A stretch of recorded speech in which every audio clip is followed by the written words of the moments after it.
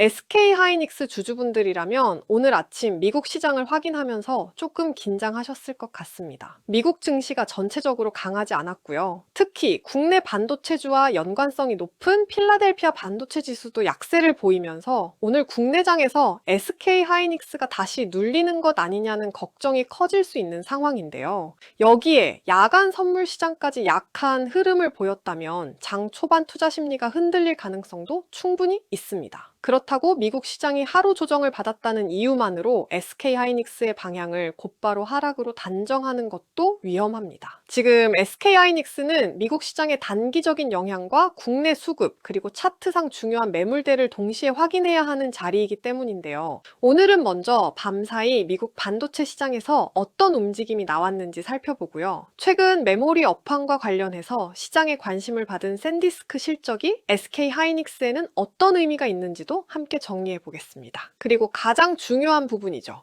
현재 SK하이닉스 차트가 정말 하락 추세를 벗어나고 있는 것인지 아니면 아직 반등 과정에 불과한 것인지 가격과 수급을 중심으로 하나씩 살펴보겠습니다. 먼저 미국 시장부터 보겠습니다. 밤사이 미국 증시에서는 주요 지수들이 전반적으로 강한 상승을 만들지 못했습니다. 다우지수는 상대적으로 버텨주는 모습을 보였지만 나스닥과 S&P 500은 약세 압력을 받았고요. 필라델피아 반도체 지수도 1%대 하락하면서 반도체 투자 심리가 다소 위축되는 모습이 나타났습니다. SK하이닉스는 국내 기업이지만 최근 주가를 움직이는 핵심 재료는 국내 뉴스만이 아닙니다. 엔비디아와 마이크론이 어떻게 움직이는지, 미국 반도체 지수가 강한지 약한지, AI 투자에 대한 시장의 기대가 유지되는지에 따라 다음날 국내 투자 심리도 빠르게 달라질 수 있는데요. 그렇기 때문에 미국 반도체 지수가 약하게 끝난 날에는 SK하이닉스도 장 초반 눌림을 받을 가능성을 생각해야 합니다. 다만 여기서 중요한 것은 장 초반 주가가 내려가느냐가 아닙니다. 하락이 나온 뒤 어떤 자금이 들어오는지를 봐야 합니다. 외국인과 기관이 장 초반 하락을 이용해 다시 물량을 받아가는지 아니면 반등이 나올 때마다 매도 물량을 늘리는지가 훨씬 중요한데요. 같은 2% 하락이라도 외국인이 매수하면서 버티는 하락과 외국인까지 함께 던지는 하락은 의미가 완전히 다릅니다. 그래서 미국 시장이 약했다고 무조건 겁먹기보다는 국내장이 시작된 뒤 수급이 어떻게 반응하는지까지 확인할 필요가 있습니다. 다음 내용을 설명드리기 전에 구독자 이벤트 먼저 설명드릴 건데요. 혹시 다음에 크게 움직일 종목을 찾고 계셨다면 잠깐 집중해주세요. 화면에 보이는 기업 리포트는 종목명을 일부 가려둔 상태인데요. 유튜브 정책상 영상에 공개할 수 없는 점 양해 부탁드립니다. 영상 아래 고정 댓글에 링크를 통해 간편 신청만 해주시면 종목명과 최신 기업 리포트를 무료로 받아보실 수 있습니다. 이 기업이 왜 저평가라는 평가를 받고 있는지 자료집으로 보여드리겠습니다. 이 종목을 제가 주목하는 이유는 단순히 주가 때문이 아닙니다. 최근 2달 동안 외국인 보유율이 꾸준히 증가하고 있다는 점인데요. 외국인 자금은 보통 단기 이슈보다 기업의 실적과 성장성을 보고 들어오는 경우가 많습니다. 물론 이것만으로 주가 상승을 단정할 수는 없지만 시장에서 관심이 커지고 있다는 신호로는 충분히 볼 수 있습니다. 해당 저평가된 종목이 궁금하신 분들은 영상 아래 고정 댓글에 링크를 누르시면 제 채널 구독자 전용 링크가 나오는데요. 신청은 아주 간단합니다. 화면에 간편 신청 버튼 눌러주시고요. 구독자분들한테만 드리는 혜택이다 보니 구독 체크 한번 눌러주신 다음 원하시는 항목을 중복 선택으로 누르시고 다음을 눌러주시고요. 자료 받아보고 싶으신 시간대를 선택해 주시면 됩니다. 간단하게 성함 또는 닉네임 적어주시면 되는데요. 그리고 마지막으로 저평가된 종목 기업 리포트를 받아보실 전화번호만 입력해 주시고 다음을 눌러주시면 신청이 끝납니다. 링크는 영상 고정 댓글에 남겨두겠습니다. 이번에는 샌디스크 실적이 왜 관심을 받았는지 보겠습니다. 샌디스크는 낸드 플래시 시장과 직접 연결된 기업이기 때문에 실적과 경영진의 전망은 전체 메모리 업황을 판단하는 자료가 될 수 있습니다. 이번 발표에서 시장이 주목한 부분은 단순히 매출이 증가했다는 사실만이 아니었습니다. 데이터 센터를 중심으로 수요가 빠르게 확대되고 있고 제품 구성이 고부가 가치 제품 쪽으로 개선되고 있다는 점이 중요하게 받아들여졌는데요. 특히 AI 데이터 센터 투자가 늘어날수록 저장 장치와 고성능 메모리에 대한 수요도 함께 증가할 수 있습니다. AI 서버에는 연산을 담당하는 GPU만 필요한 것이 아닙니다. 대규모 데이터를 저장하고 빠르게 불러오기 위한 낸드와 SSD가 필요하고요.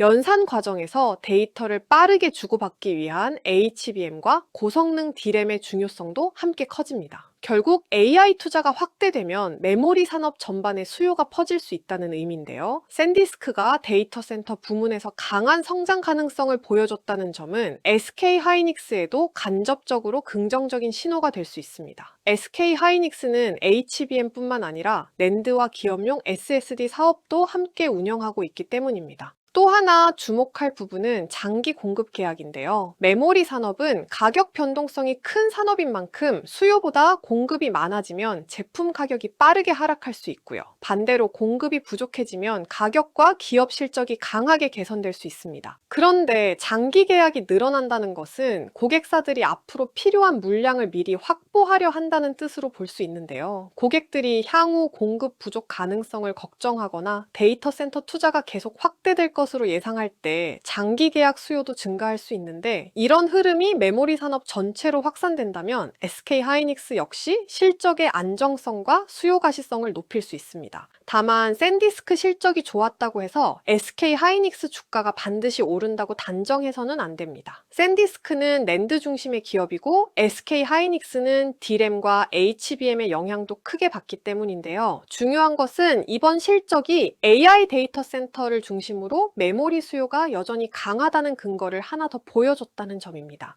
이제 SK 하이닉스 차트를 보겠습니다. SK 하이닉스는 이전 고점을 기록한 이후 한동안 고점과 저점이 낮아지는 하락 흐름을 이어왔습니다. 주가가 반등할 때마다 이전 고점을 넘지 못했고요. 매도 압력이 이어지면서 최근에는 상당히 깊은 조정까지 나타났습니다. 그런데 최근 저점 부근에서는 분위기가 조금 달라졌는데 강한 반등이 나타났고 거래량도 이전보다 증가하면서 시장의 관심이 다시 붙기 시작했는데요. 특히 하락 추세의 상단을 일시적으로 돌파하는 모습이 나왔다는 점은 긍정적으로 볼 수 있습니다. 하지만 추세선을 한 번 넘었다고 해서 하락 추세가 완전히 끝난 것은 아닙니다. 주가가 추세선을 돌파한 이후에도 그 위에서 안착하지 못하면 다시 하락 추세 안으로 들어갈 수 있기 때문인데요. 현재는 급격한 상승보다는 일정 가격대에서 매물을 소화하는 흐름에 가깝다고 볼 수 있습니다. 주가가 오랫동안 머물렀던 구간에는 매수자와 매도자의 물량이 많이 쌓여 있습니다. 특히 과거 해당 가격에서 매수한 투자자들은 주가가 다시 자신의 평균 단가 근처로 올라오면 물량을 정리하려는 경우가 많은데요. 그래서 주가가 중요한 매물대에 도달하면 바로 올라가지 못하고 여러 차례 등락을 반복할 수 있습니다. 지금 SK하이닉스도 비슷한 과정을 거치고 있을 가능성이 있습니다. 겉으로 보면 주가가 지지부진해 보일 수 있지만 거래량이 유지되면서 가격이 무너지지 않는다면 매도 물량을 소화하는 과정일 수도 있습니다. 반대로 거래량은 줄어드는데 주가가 계속 밀리고 외국인까지 순매도로 전환한다면 단순한 매물 소화로 보기 어려워지는 건데요. 그래서 이 구간에서는 가격만 보는 것보다 외국인 수급을 반드시 함께 확인해야 합니다.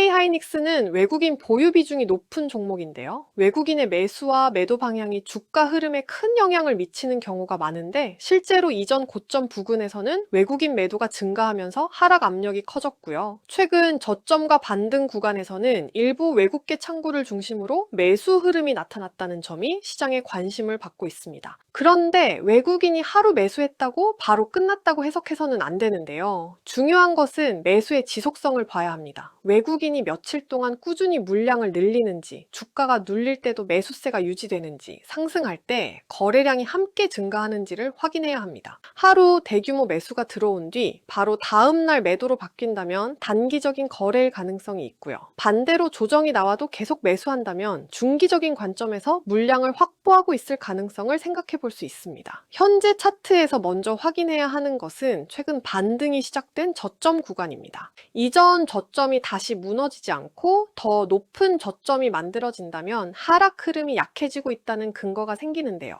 반대로 반등 이후 다시 직전 저점을 깨고 내려간다면 최근 상승은 추세 전환이 아니라 기술적 반등으로 끝날 가능성이 높아지는데요. 다음으로는 최근 반등 과정에서 형성된 단기 고점을 회복하는지 봐야 합니다. 단기 고점을 넘어설 때 거래량이 증가하고 외국인과 기관의 매수가 함께 들어온다면 상승 흐름이 한 단계 더 강해질 수 있는데요. 하지만 가격만 잠시 고점을 넘고 거래량이 따라오지 않는다면 위쪽 매물을 이기지 못하고 다시 다시 흔들릴 수 있습니다. 중장기적으로는 차트 위쪽에 위치한 구름대와 장기 이동 평균선도 중요한 저항이 될 수 있습니다. 현재 주가가 반등하더라도 위쪽에는 과거 매수 물량과 이동 평균선이 겹쳐 있는 구간이 남아 있는데요. 이 구간에 도달하면 한 번에 돌파하기보다는 매물을 소화하면서 조정이 나올 가능성이 있습니다. 따라서 주가가 반등한다고 해서 직선으로 이전 고점까지 올라갈 것으로 기대하기보다는 상승과 조정이 반복되는 과정을 생각하는 것이 현실적입니다. 주봉 차트에서도 비슷한 흐름을 확인할 수 있습니다. 큰 상승 파동이 마무리된 이후 주가는 상당한 조정을 받았고요. 현재는 그 하락분의 일부를 회복하는 반등 구간으로 볼 수 있습니다. 이 반등이 중장기 상승 추세로 발전하려면 이전 하락 과정에서 형성된 주요 고점을 순서대로 넘어야 합니다. 그리고 고점을 돌파한 뒤에도 다시 지지받는 과정이 필요한데요. 주가가 저항을 돌파했다가 곧바로 다시 내려오면 가짜 돌파일 수 있지만 돌파한 가격 위에서 며칠간 버틴다면 해당 저항이 새로운 지지로 바뀔 가능성이 생기는데요. 결국 지금은 단기적인 상승 목표를 확정하기보다 단계별로 확인해야 하는 자리입니다. 첫 번째는 최근 저점이 지켜지는지입니다.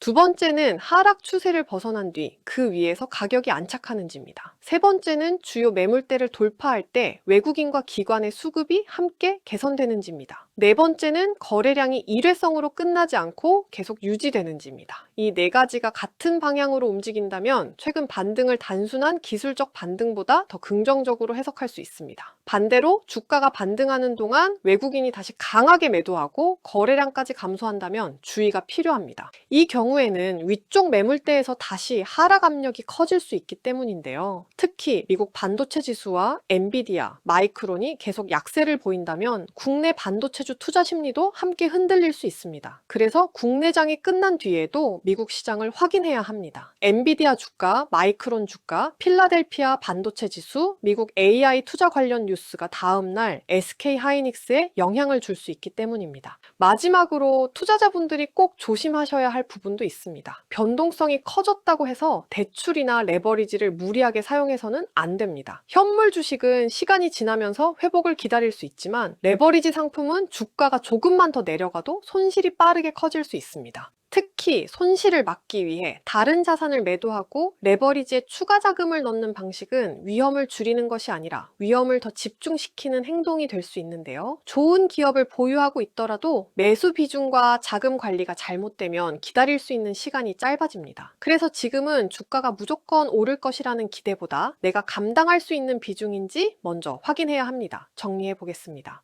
샌디스크 실적과 장기 계약 확대는 AI 데이터 센터를 중심으로 메모리 수요가 강하다는 점을 보여준다는 의미에서 SK 하이닉스에도 긍정적인 자료가 될 수 있습니다. 하지만 랜드 기업의 호실적이 SK 하이닉스 주가 상승을 직접 보장하는 것은 아닙니다. 단기적으로는 미국 반도체 시장의 약세가 국내장 초반 부담으로 작용할 수 있고요. 그 이후에는 외국인과 기관이 하락을 받아내는지 반드시 확인해야 합니다. 차트에서는 최근 저점이 유지되는지, 하락 추세를 돌파한 뒤 안착하는지, 주요 매물대를 거래량과 함께 넘어서는지를 봐야 하는데요. 그리고 무엇보다 외국인의 매수가 하루가 아니라 며칠 이상 이어지는지 확인해야 합니다. 지금은 무조건 겁먹을 자리도 아니고 무조건 낙관할 자리도 아닌데요. 미리 상승을 확정하기보다 가격과 거래량, 외국인 수급, 미국 반도체 시장을 함께 확인하면서 단계적으로 대응하는 것이 가장 중요해 보이고요. 앞으로도 SK하이닉스 차트와 외국인 수급에서 의미 있는 변화가 나타나면 핵심만 빠르게 정리해서 전해드리겠습니다. 끝까지 시청해 주셔서 감사합니다.